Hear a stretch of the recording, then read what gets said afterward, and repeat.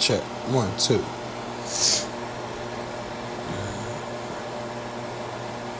So that's a sweep. See another sweep.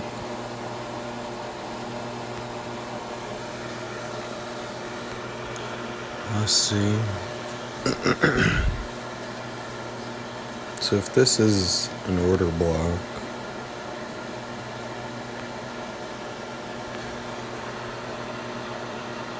and then we tap into that here, we are back testing. I'm just low-key procrastinating.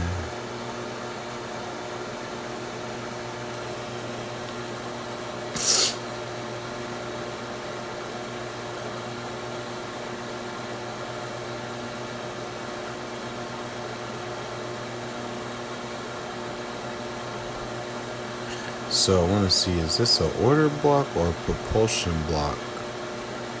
This did sweep liquidity up here, so we may not push higher. Let me see. But we swept liquidity here, we swept it again, and then on both sides. Yeah. So this may be a regular old order block. And then our next down candle is a propulsion block. Because this definitely went all the way down through. Definitely violated the 50%, but it looks like maybe on like the second time frame we swept liquidity, and then this would be a breaker structure on the smaller time frame. And then we know that there's a fair value gap right here on a couple seconds, so we can imagine it getting into that fair value gap right now. That fair value gap could inverse, and then we push lower, or we could push higher. So again, this is another order block. So this would have been, so now we see a volume imbalance right there. So we do think we go gravitate toward this volume imbalance. Oh man. Yeah, so this is probably a second time frame fair value gap, and then we pushing above, pushing below. If I check this range from this sweep to this sweep, that is around the 50% of that range too. So we're sweeping liquidity. We swept this order block. Let's see if we close below. I don't even know if we're gonna close below. Let's see. Yeah, we closed below the 50% of that order block, so probably could think for lower prices.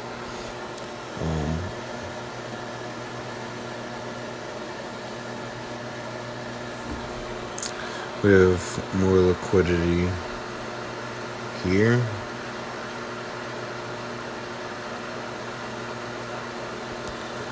Down there.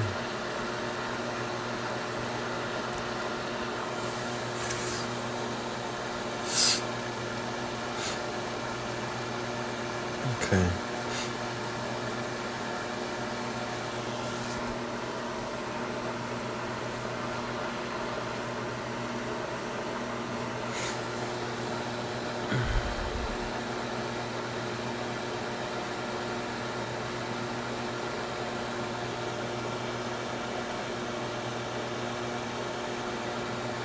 Close below again, so yeah, I'm expecting this level to get hit. Yeah, we're repeatedly making liquidity right there. So we create a volume imbalance. We're sweeping this liquidity. We fill this volume imbalance. Sweep, maybe lower time frame break, fair value gap in here, or volume imbalance entry. Reason that I'm thinking about how I would enter on a second time frame is because if this were the daily time frame, my brain doesn't know the difference between if this is a daily time frame or a 1 minute time frame when I can't see what time frame it is. So the concepts of lower time frame, seconds to minutes, I believe would be the same concepts from daily to minutes to hours or whatever. So we see we swept this liquidity. Let's see if we break this and stay above. This is the end of the fractal. So if we went to the beginning of the fractal, what I've been seeing is a lot of fractal moves. Macros. We're at the end of the macro. But a macro move is, we may look at it at the last 10 minutes and first 10 minutes of the next hour. But from what we see, I've been seeing, I think there might be a setup, like a legitimate, like close to my model in every single one of these.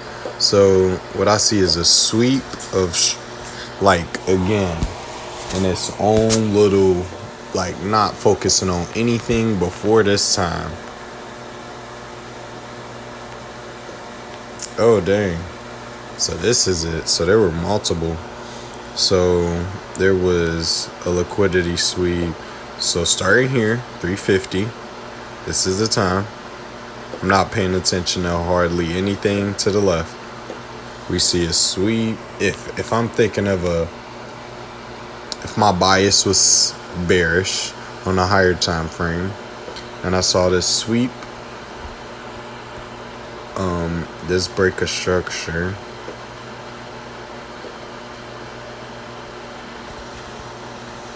this fair value gap would be a clean entry, depending on how far down I think it'd go. At least 1-to-1. This look like it'd be 1-to-1, or I mean, I can't just use the 2. Let's see.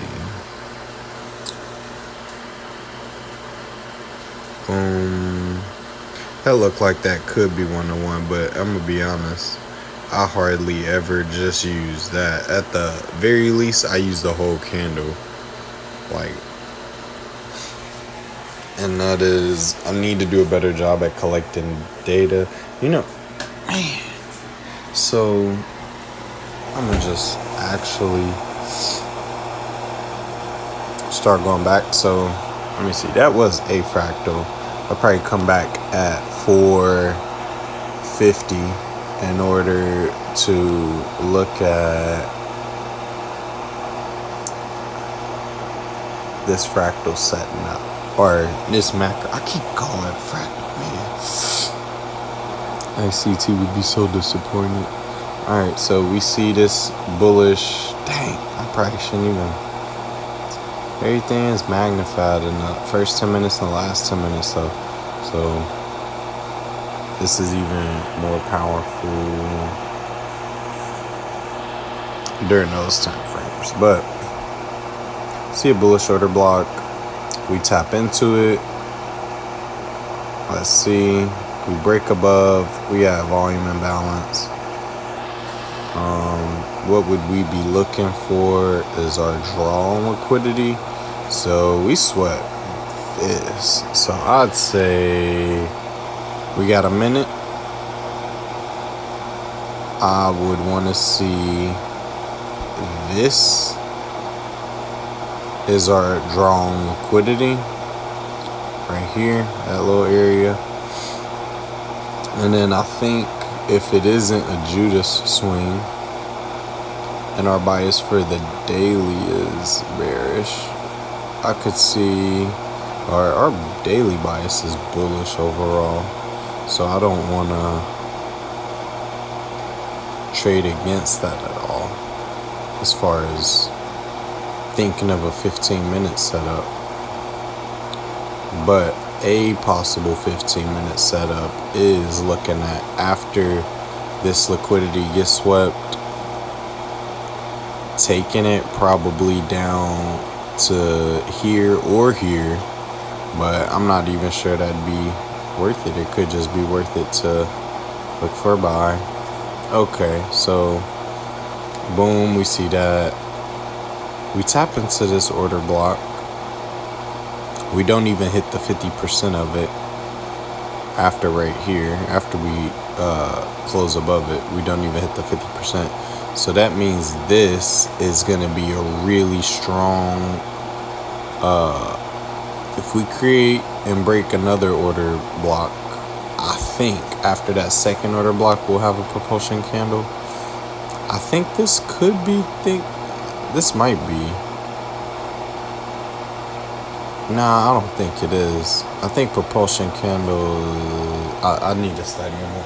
I literally only just watched the video a couple days ago.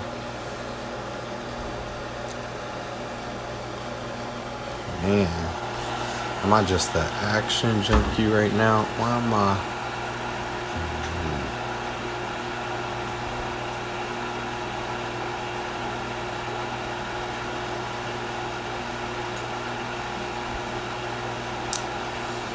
I don't really need to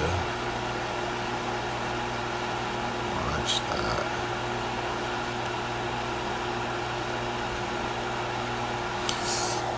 Alright. Storm.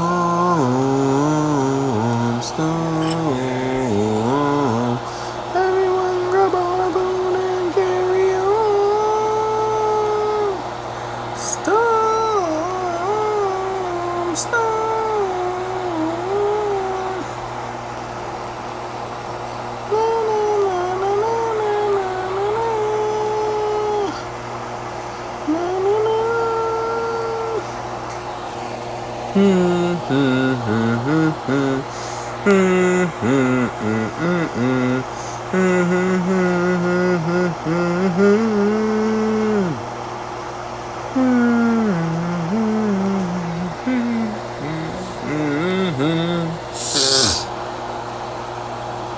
Okay, so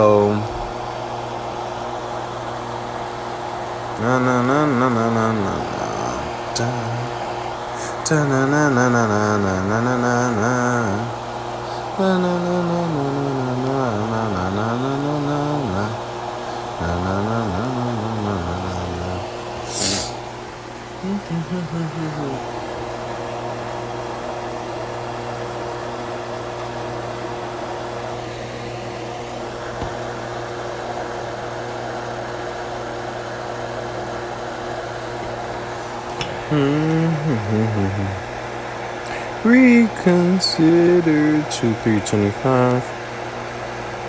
Okay, so here's where we are.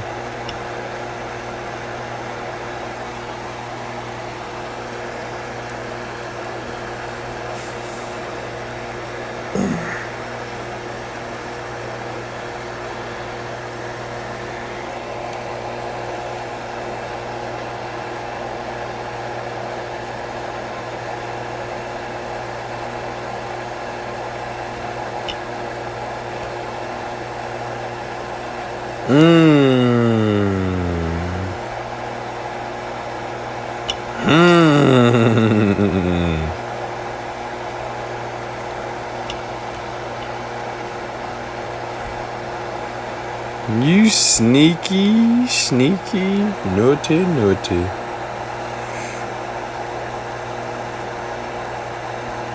So, from what I can see here, I want to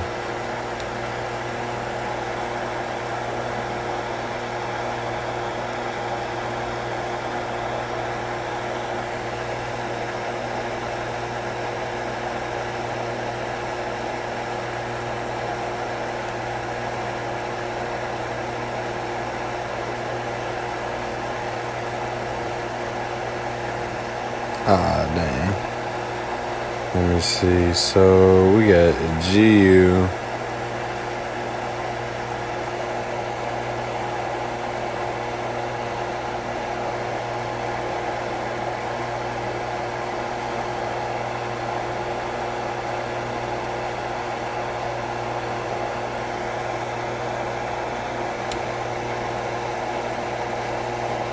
Oh no, bro.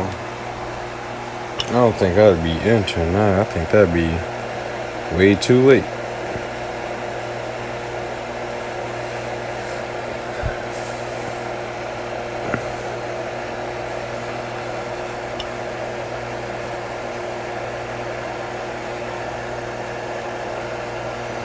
Yeah, I don't think I'd like that. Yeah. Dang. So now what I'm thinking about is, do I want to be just setting limit orders, or do I want to only enter during the kill zones? If I'm just thinking through and processing it out loud, if I set a limit order, that is taking a lot of the stress off of me in my normal day-to-day life. Maybe, possibly.